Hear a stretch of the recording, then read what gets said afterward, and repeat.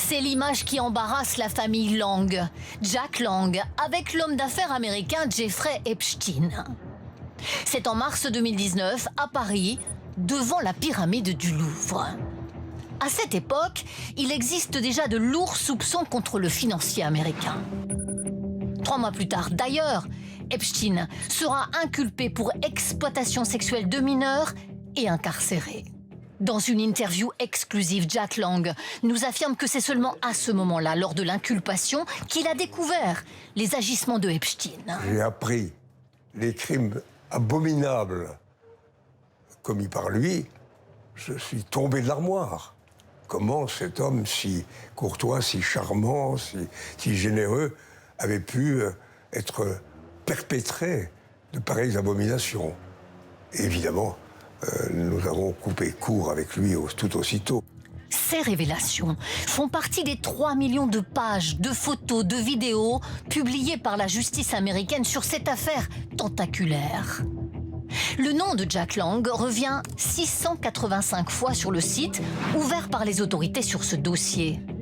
Des échanges de mails souvent anodins concernant par exemple des invitations. Ou encore, Jack Lang donnant à Epstein le prix d'une villa vendue par une relation à Marrakech, 5 400 000 €. Jack Lang affirme avoir seulement mis en relation acheteurs et vendeurs. La maison, je ne l'ai jamais vue. Le document, probablement, je ne l'ai pas lu. Voilà.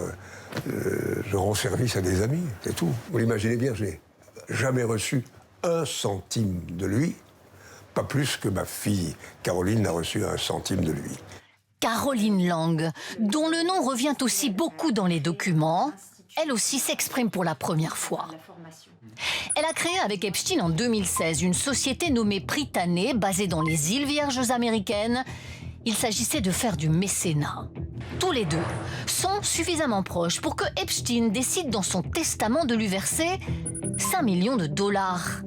Elle dit n'avoir jamais touché cet argent. Je n'en avais jamais entendu parler. Je n'avais jamais vu ce document.